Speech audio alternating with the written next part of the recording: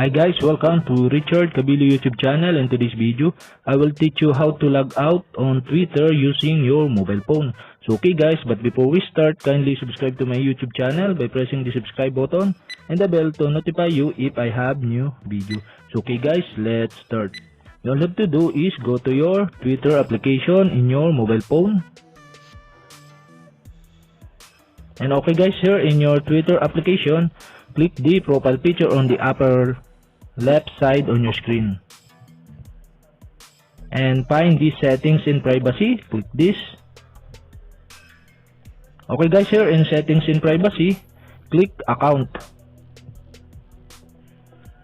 Okay guys, here in account, scroll down. Okay guys, you can see the logout button. So okay, click this.